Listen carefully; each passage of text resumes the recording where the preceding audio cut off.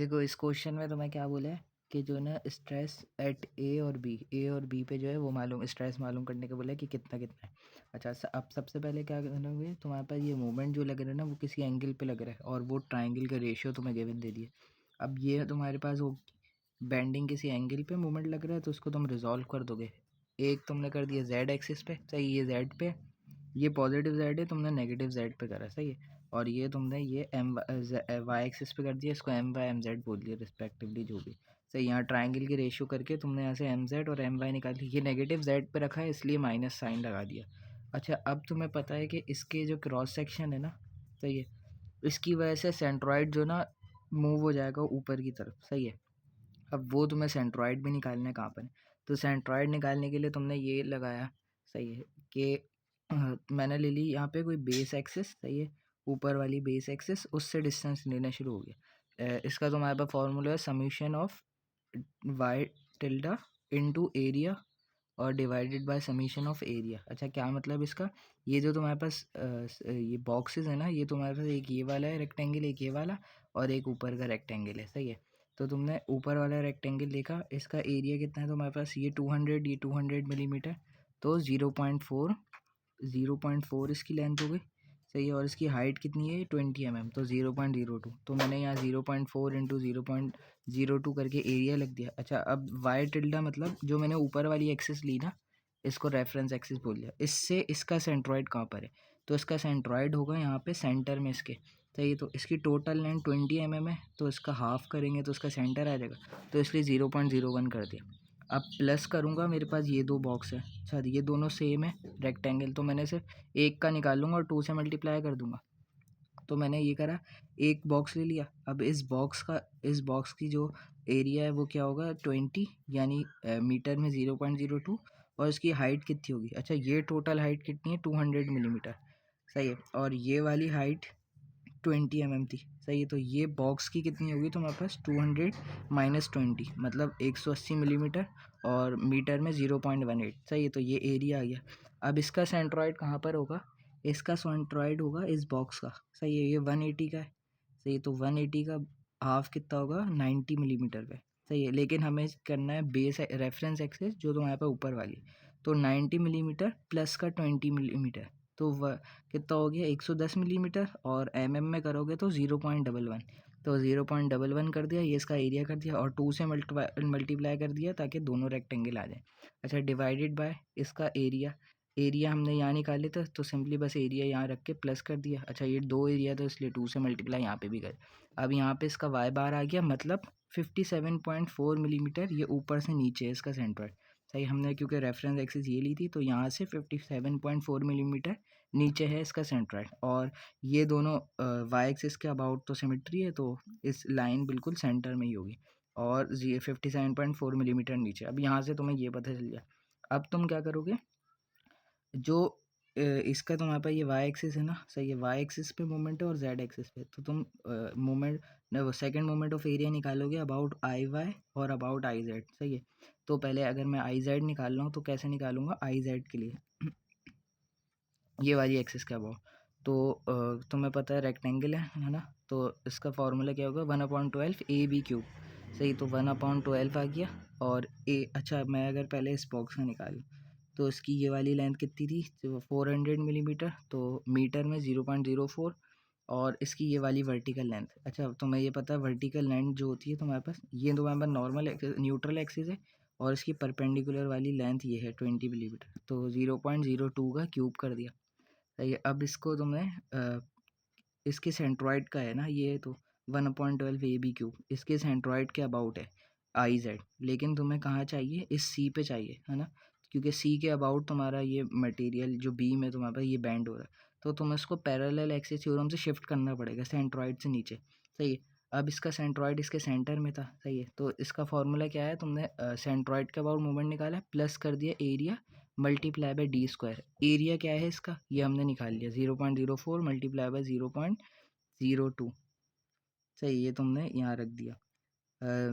सही है, यहाँ पे 0.04 नहीं होगा 0.4 होगा, मैंने कैलकुलेशन सही करी होगी, सही है। खैर इसको यहाँ पे एरिया रख दिया, और इसका डिस्टेंस, अच्छा डिस्टेंस कितना, ये तुम्हारे पास जो रेक्टेंगल है इसके सेंटर से ये तुम्हारे पास पूरी बॉडी है उसका सेंट्रॉइड तक, सही है। तो इसका सेंटर तुम्हारे पास कहाँ था, टॉप अगर एक्सेस ले रहा हूँ तो उससे कितना था 10 mm नीचे, सही है। और टोटल सी तक का डिस्टेंस कितना है 57.4, तो 57.4 में से तुम 10 माइनस कर दोगे, सही है। और अगर मीटर में करके लिखूँगा तो 0.0574 में से माइनस करूँगा 0.01, तो ये तुम्हारे पास डी आ गया और इसका स्क्वायर करना है। अच्छा अब सिमिलरली तुम्हारे पास ये है ये वाले बॉक्स। अच्छा इसके लिए तुमने क्या करा, तुमने ये हाइट कितनी है तुम्हारे पास 0.1/12 और इसकी ये लेंथ तुम्हारे पास कितनी 0.04 और हाइट तुम्हारे पास कितनी। अच्छा ये रेक्टेंगल मैंने दोनों प्लस कर दिए इसके साथ ही, सही, ये वाला और ये वाला सेम प्लस कर दिए, तो ये तुम्हारे पास हो गया 20 मिलीमीटर और 20 मिलीमीटर मतलब 40 मिलीमीटर, तो 0.04 मिलीमीटर, सही है। और इसकी परपेंडिकुलर एक्सिस ये वाली होगी कितनी थी 200 में से -20, तो कितना आ गया 180 मिलीमीटर जो कि मीटर में 0.18, सही है। इसका क्यूब कर दे प्लस एरिया मेरे पास यही दोनों मल्टीप्लाई होकर आ जाएगा, और इसका जो शिफ्ट होगा डिस्टेंस सेंट्रॉइड से, तो इसके सेंटर का डिस्टेंस हमने देखा था कितना था 110 मिलीमीटर, और सी का डिस्टेंस ये था, तो 110 में से ये माइनस कर दूंगा, सही है। तो 0.11 माइनस ये सेंट्रॉइड 57.4, इसका स्क्वायर कर दिया, सही है। तो मेरे पास ये आई जेड आ गया, सही है। अच्छा आई वाई के लिए क्या करूँगा, आई वाई के लिए सिंपली मेरे पास क्योंकि वाई एक्सिस पे ही है ना, जेड एक्सिस से तो शिफ्ट हुआ था लेकिन वाई एक्सिस पे ही है, तो यहाँ पे पैरेलल एक्सिस थ्योरम तो नहीं लगेगा, सही। तो सिंपली मैंने क्या करा, क्यों नहीं लगेगा वो और ज़्यादा क्लियर हो जाएगा। ये एक बॉक्स लिया, उसका सेंट्रॉइड क्या होगा इस वाई एक्सिस पे ही होगा, है ना।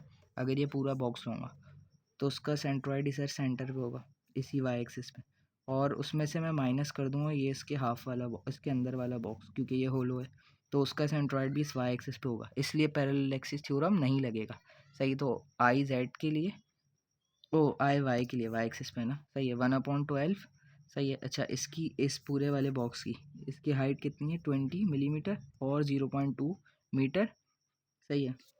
अब मैं ये वाई एक्सिस ले रहा हूँ, सही है, तो उसके परपेंडिकुलर वाली लेंथ ये वाली होगी, सही है। तो ये बॉक्स कितना है मेरे पास 400 मिलीमीटर का, सही है, और मीटर में कितना हो जाएगा 0.4 का क्यूब, सही है। और माइनस ये होलो सेक्शन मुझे माइनस करना है, तो ये बॉक्स कितना होगा मेरे पास माइनस का 1/12 तो ऐसे ही आ गया, और इसकी ये लेंथ कितनी होगी, ये टोटल हाइट कितनी है इसकी 200 माइनस 20 तो 180, और मीटर में 0.18, और ये लेंथ कितनी टोटल 400 थी, ये 20 मिलीमीटर का और ये 20 मिलीमीटर का, तो इस 400 में से ये 20 मिलीमीटर 20 मिलीमीटर माइनस करूँगा तो 360, और मीटर में करूँगा 0.36 का क्यूब, सही है। तो यहाँ से तुम्हारे पास आई वाई आ गया, तो आई जेड और आई वाई दोनों आ गए तुम्हारे पास। अच्छा तुम्हें इसका फॉर्मूला ये तो याद ही करना पड़ेगा, सिग्मा वाला, सही है। एम जेड ये तुमने पहले निकाल लिया, वाई और आई जेड। अच्छा वाई तुम्हारे पास क्या है इस वाई एक्सिस पे, अच्छा पहले पॉइंट ए के लिए निकाल लो तुम, तो वाई एक्सिस पे कितना चलोगे कि पॉइंट ए आ जाए, सही है। तो वाई एक्सिस पे कितना चलोगे इस सी पॉइंट से चलना है ना, तो 57.4 से इस ए पॉइंट तक का डिस्टेंस, सही है। तो 200 माइनस 57.4, तो तुम्हारे पास ये आ जाएगा, तुम मीटर में करके रख देना।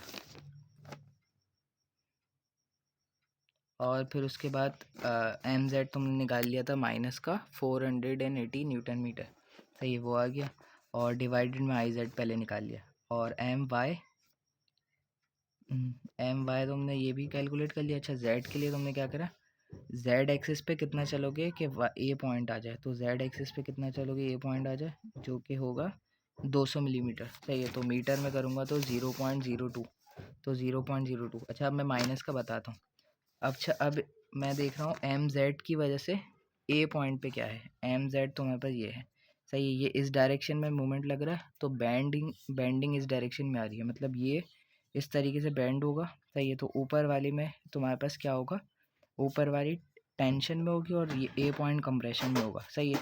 तो इसका मतलब ये वाले फैक्टर आएंगे तुम्हारे पास माइनस में, सही है। तो इसलिए इसका आंसर माइनस में आएगा, इसलिए माइनस बाहर आ जाएगा, ये माइनस माइनस कैंसिल हो जाएगा और ये एक माइनस बच जाएगा, सही है, एक माइनस बचना चाहिए इस फैक्टर में से, क्योंकि ये वाला ए पॉइंट एम जेड की वजह से कंप्रेशन में। सही है, अब एम वाई की वजह से, एम वाई तो मेरे पास ये है। सही है, एम वाई की डायरेक्शन अपवर्ड और बेंडिंग इस तरह आ रही है। सही है, तो ये इस तरीके से बेंड हो रहा है, तो ए पॉइंट यहाँ पे भी कंप्रेशन में, इसलिए यहाँ पे भी माइनस आएगा।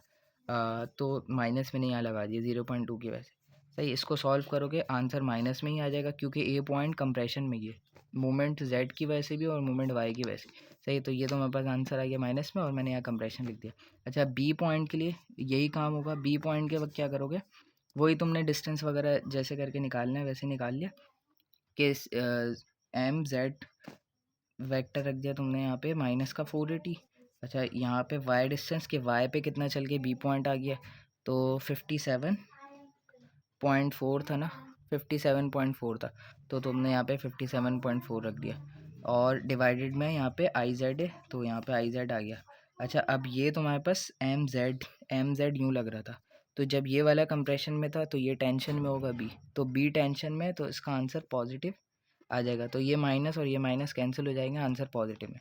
और एम वाई की वजह से, तो एम वाई की वजह से तुम्हारे पास बी पॉइंट ये भी टेंशन में, तो इसका आंसर भी पॉजिटिव आएगा, इसलिए यहाँ पे कोई माइनस का साइन नहीं, तो मोमेंट लग दिया। और 0.2 मतलब तुम जेड पे कितना चले कि तुम्हारे पास बी पॉइंट आ गया, तो तुम जेड पे कितना चले कि बी पॉइंट आ गया, तो यहाँ तुम सी से लेकर 57.4। सही है, तो यहाँ पे तुम्हारे पास वो आएगा, और इसका आंसर आ जाएगा तुम्हारे पास 0.587। अच्छा, ये आंसर मैं देख रहा हूँ, मेरे ख्याल में 0.2 नहीं आना चाहिए। सही है, ये तो 200 सही है। एम जेड पे कितना चले कि तुम्हारे पास बी पॉइंट आ जाए, तो जेड पे कितना चले बी पॉइंट आ जाए। सही है, 200 मिलीमीटर है ना, तो जेड पे तुम चले 200 मिलीमीटर को मीटर में करके। सही है, तो इसलिए 0.2 आ गया यहाँ पे। सही है, और इसका आंसर पॉजिटिव में, क्योंकि दोनों तरफ से टेंशन थी, तो इसलिए यहाँ पे तुम्हारे पास सिग्मा बी भी आ गया। अब तुम्हें यहाँ पे कॉम्प्लेक्स बेंडिंग थी, तो तुम्हें इसकी न्यूट्रल एक्सिस भी लगानी पड़ेगी, क्योंकि न्यूट्रल एक्सिस सीधी नहीं होगी, वो किसी एंगल पे बेंड हो जाएगी, जाहिर सी बात है, क्योंकि मूवमेंट भी किसी एंगल पे। तो इसकी तुम्हारे पास ये फार्मूला है, इसमें थीटा तुम्हारे पास क्या है, जेड एक्सिस से लेकर वाई एक्सिस की तरफ एंगल है तुम्हारे पास। सही है, तो तुम्हारे पास जेड एक्सिस ये पॉजिटिव है। सही है, सही, ये वाली पॉजिटिव जेड एक्सिस इस तरफ है और नेगेटिव इस तरफ। तो तुमने ये ट्राइंगल का रेशियो सॉल्व करके थीटा निकाल लिया, तो मैंने ये थीटा निकाल लिया। सही है, ये मैं नेगेटिव जेड एक्सिस से निकाल लिया हूँ। सही है, क्योंकि पॉजिटिव ये वाली थी, तो नेगेटिव जेड एक्सिस से इसका एंगल मैंने देखा 22.62 है, वो मैंने ये ट्राइंगल का रेशियो है ना 5, 12, 13 यहाँ से निकाल लिया थीटा। सही है, तो यहाँ थीटा पुट करा 22.62, और मैं नेगेटिव जेड एक्सिस से ले रहा हूँ, तो इसलिए मैंने माइनस का पुट कर दिया, तो आंसर भी माइनस में आ जाएगा। सही, तो इसके अंदर बस मैंने वैल्यू पुट करी आई जेड आई वाई की, यहाँ से अल्फ़ा आ गया माइनस का 3.74, मतलब नेगेटिव जेड एक्सिस से इतने 3.74 एंगल पे न्यूट्रल एक्सिस होगी, तो वो मैंने यहाँ बना दी। सही है, ये वाली न्यूट्रल एक्सिस मैंने बना दी, ये अल्फ़ा। सही है, थीटा ये था जो कि था 22 एंगल पे, और ये थी 3 एंगल पे। सही है, तो कुछ है तो फिर भी पूछ लेना। Thank you.